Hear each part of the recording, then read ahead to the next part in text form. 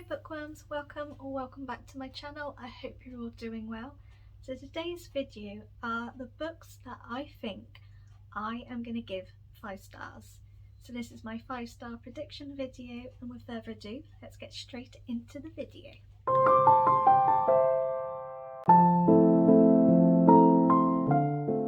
So I have 16 books that I think I am going to give 5 stars. 3 of them, which I'm going to go into now, are books that I have pre-ordered, so I don't own as of yet, but I know full well they're going to be 5 stars because they are continuations of series that I have been reading, and I absolutely love each series. All of the books in those series have been 5 stars for the ones I read, so I honestly know that these 3 books are probably going to be 5 stars. I think they're the ones that I'm definitely sure of. So first up we have Crescent City 2, which is House of Breath and Sky by Sarah J Maas. So this is the second book in the Crescent City series. I'm not sure whether it's like a duology or whether it is like a series, I'm not 100% sure, but I read Crescent City House of Blood and Earth, I think it's called, and I loved it. This is the first book it's the first book that Sarah J Maas did an adult fantasy, and I adored it. I adore Sarah J Maas. I love every book that I've read of hers. Akatar was the first series I read and loved. I'm currently going through Throne of Glass and loving that probably even more than I'm loving Akatar, which is saying something. And when I read Crescent City 1, I just flew through it in a day. I think it did not take me long, even though it's a chunky book. So I know full well I am going to love this book, and if I don't, then I will be shocked. But I honestly cannot wait to get back to Bryce and Hunt, and I honestly think this is going to be just as steamy, maybe even more so. And because we've already opened up the world and we know things going on, I think it's just going to be even more action and fast paced. So yeah, definitely think this is going to be 5 stars, and I honestly don't think it's going to be any less. The second book is the one for the 4th book, which I think is the last book in the Blood and Ash series, and that's The War of Two Queens by Jennifer L. Armentrout. And honestly, I love that series. It was my favourite series of 2021, alongside Kingdom of the Wicked series, and I love the series. I love the 3 books that I've read already. I feel like each book in that series has got better and better, whereas everyone I've read I've seen on BookTube particularly, a lot of people said the second book was their favourite, but for me I thought each book got better, and I love the books equally. But I'm really excited for The War of Two Queens. This is the last book, I'm sure it is. I'm sure she said it was the last one, so I honestly feel like this is going to go out in a bang, and we're left on such a cliffhanger on book 3, so I'm so eager to know what happens in this one. So I honestly think I'm going to love this, and this is going to be 5 stars. And then the last one in the pre-orders, which I literally just mentioned, is Kingdom of the Feared, which is the 3rd book and the last book in the Kingdom of the Wicked series. Kerri Mazzucato is my first ever author that I never really knew of. I just saw her around loads because of this series, didn't really understand the hype until I read the books, and she's become a new favourite author, and I'm just like, oh my god, give me all of her books. And saying that, some of her other books are in this pile too, but this is the 3rd book and it's the last book, and honestly the little clips she's put on her Instagram feed and little snippets of like little chapters and that, I think this book is going to be 10 times steamier and 10 times better than the first 2. I'm just so excited for this. I'm sad that it's the last book, but honestly it's just been fantastic, and I know I'm gonna love it. I breezed through the first 2 so quickly. I think this book is like not even gonna touch the seams, it's just going to be red in one go. But yeah, I'm really excited for this, and I know I'm going to love this. And then carrying on with fantasy themes books that I have physically. First up, which is actually a new book that I recently acquired. It's The Coldest Touch by Isabel Sterling. I got this in my December fairy loot, which you would have seen that unboxing. But this is a paranormal romance. It's a sapphic paranormal romance as well. It's to do with a vampire, and which is Claire, and then Elise, which is like our main character. She's cursed in the sense that everyone she touches, she sees when they're going to die. And I think this is going to be brilliant. It sounds so up my alley. It says fans for Rachel Mead and Stephanie Meyer. Well, both authors I love, so I honestly think I am gonna love this book, and I think I'm gonna be a stan of this book.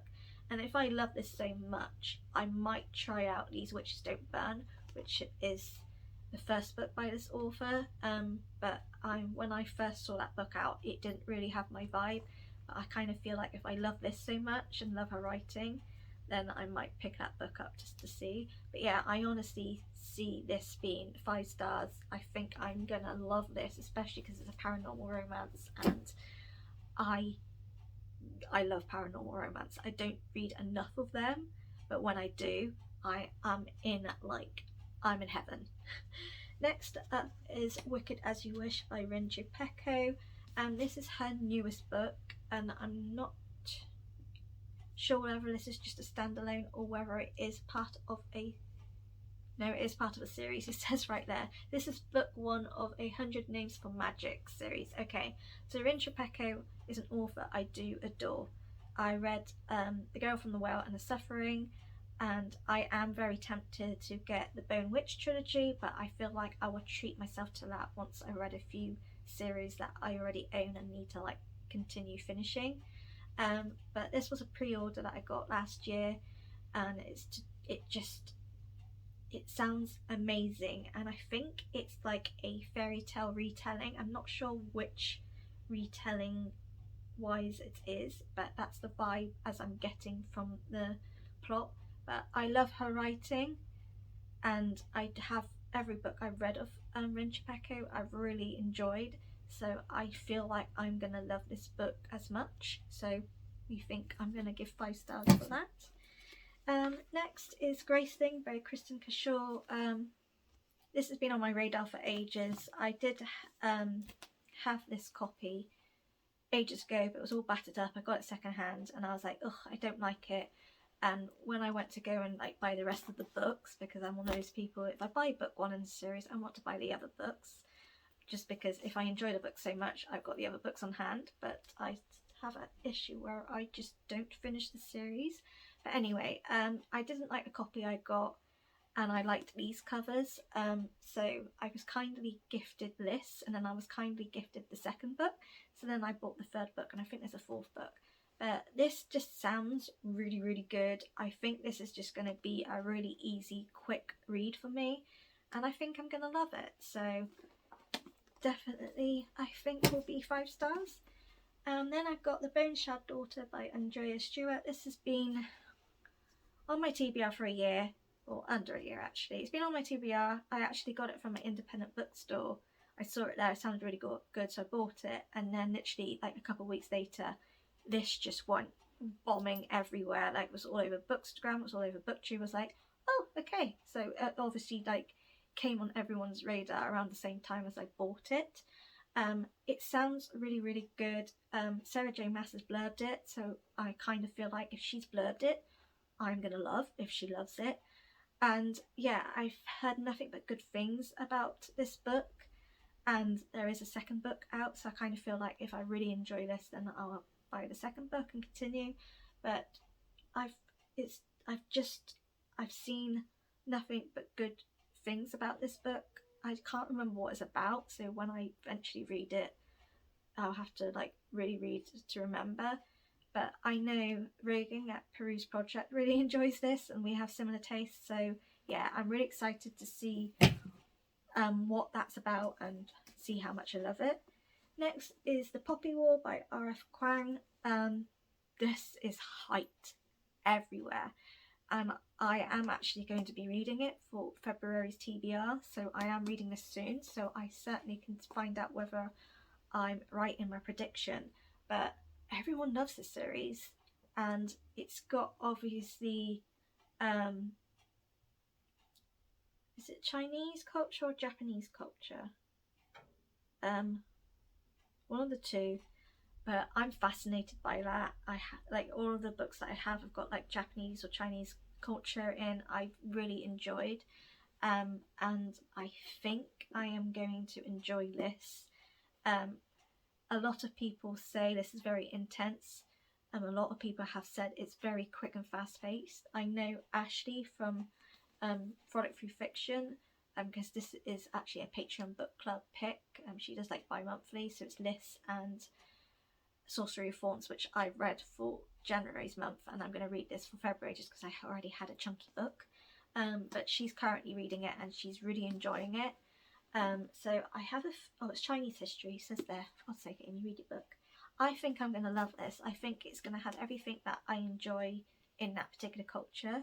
So yeah, this will probably be the first book we can actually tick off to say whether I'm right or wrong. Next is King of Scars by Leigh Bardugo and Rule of Wolves. I tried not to put any of the books that were in my 22 books for 2022, but I had to put these down because A, they're not, they're like a duology, and I haven't read the duology yet because I didn't want to put any series in that I had started reading as well, and B, I couldn't not put them down because I think I am going to love these two so much because we're focusing Nikolai's character, and I absolutely adore him. I prefer him to any of the other characters, particularly in Shadow and Bone. Like, I'm not gonna say I prefer him over to the Crows because I love them all. I love Kaz, I love Inej, I love Jesper, and then obviously with Nina and Matthias and Wylan, I love them. Like, they have my heart, especially Kaz.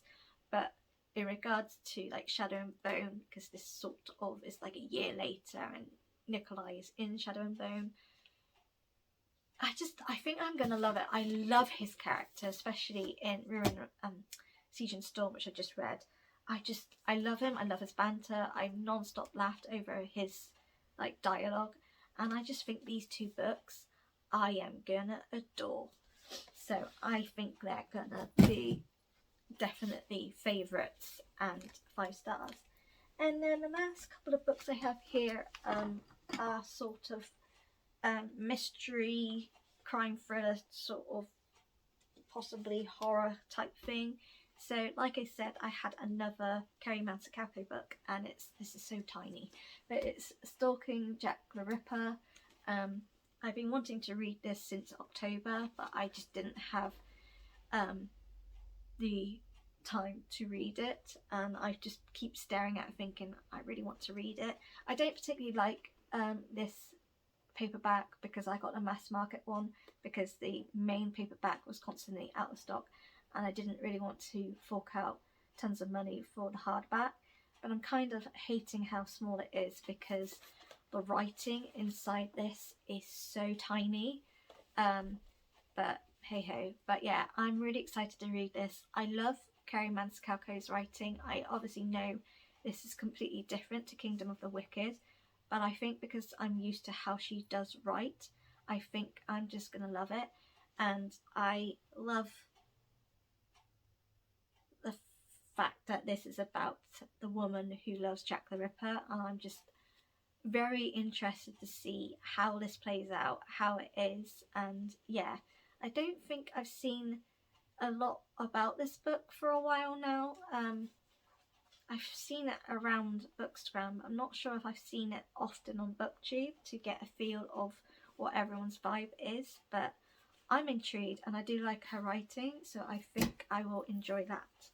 Then we have Riley Sager, Lock Every Door. So I read Home Before Dark, which Hannah over at Bound by Crime lent me her copy, and I fully loved that. Like, it gave me full creep factors, and then like the whole big plot twist and everything. I just was on the edge of my seat with that book, and I've been very interested in reading the rest of his work because I'm like, ooh, like if it's like similar pretense, then I might enjoy stuff. So it's Lock Every Door. I think this is the one that not many people liked this book, but I'm intrigued, and I think it's gonna give me the sort of horror thriller vibes that I like, because I don't like things too spooky, because I probably won't read the book. But if it gives me enough that I'm spooked out but not terrified, and I think his books do that. But yeah, I'm intrigued to see whether I enjoy this book as much as I did with Home Before Dark, or whether I'm with the rest of the people and don't think it's as good, but we'll see. Then I have Rock, Paper, Scissors by Alice Feeney. Okay, I loved His and Hers, and I do own... No, I read Sometimes I Lie His Way. I did own I Know Who You Are, but I think I got rid of that because it was an awful copy. I love His and Hers. That was probably my favourite Alice Feeney book. I was so set on the whodunit, and honestly the breadcrumbs was leading it to that person, and then it wasn't, and when it revealed, I was like, what? Like, it was a complete shock. I did not expect it, and I honestly think this is going to be very similar. It's basically 10 years of marriage, 10 years of secrets, and an anniversary they'll never forget. It says it's compelling, filled with suspense, chilling and clever. I just love her thrillers. I feel like she leads you in the whole, this is going to be this person. She gives you those breadcrumbs, but it's never right. Or you sort of think, no, it's not them, it's too obvious, and then it is them. But when you get the shocking twist of the reason behind it, you're like, what? I think I'm going to love this. And it does say on the back of here, it's soon to be a Netflix series. So I don't know when that's going to happen, but I definitely want to read it before the Netflix series comes out. But I also love the fact, which is the reason why I did get it, one of the reasons anyway, it's got I Loved It, which is by Sarah Pinborough, and I absolutely adore her books. She writes some smashing thrillers, so I think I am going to really love this book. I hope I do, because every book I have read by Alice Feeney I've enjoyed. Next is The Appeal by Janice Hallett.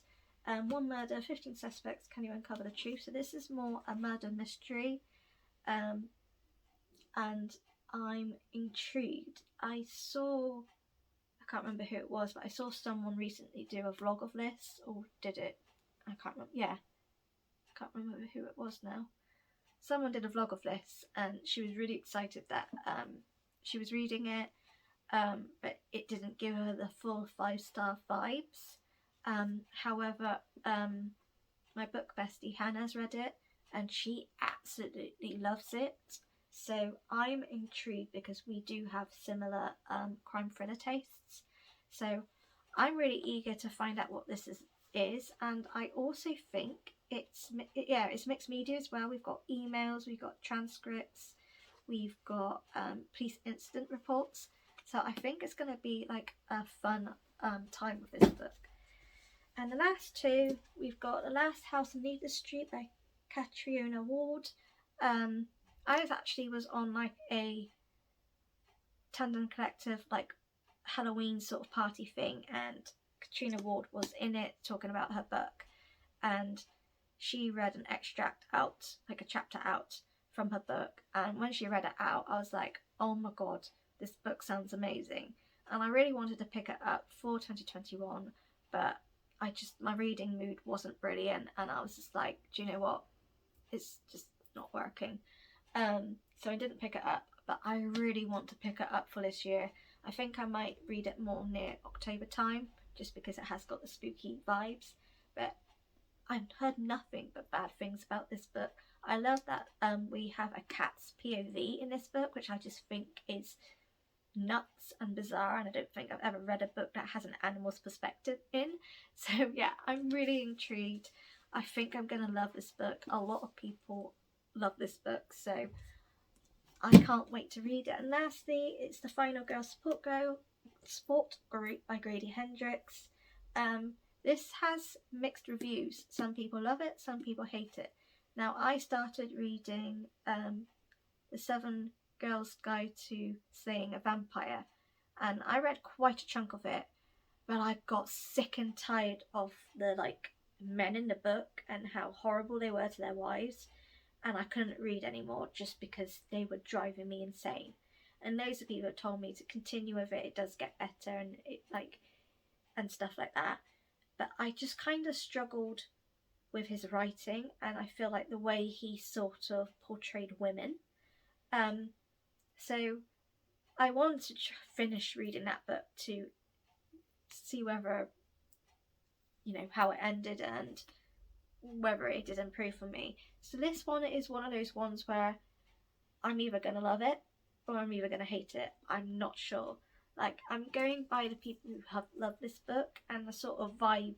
It's like slasher vibes and being survivors from being a slasher victim. So I'm kind of love slasher books, so I feel like I might enjoy this.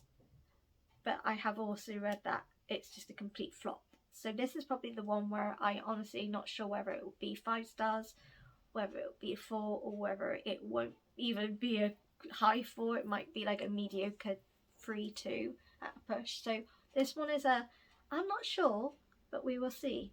I might be one of the ones where I actually really do like it. So we shall see. This one's certainly the question mark over it. But those are my 16 books that I think will be 5 stars. Let me know what books you think will be 5 stars. And yeah, thank you for watching. Take care of yourselves, and I'll see you again soon. Bye.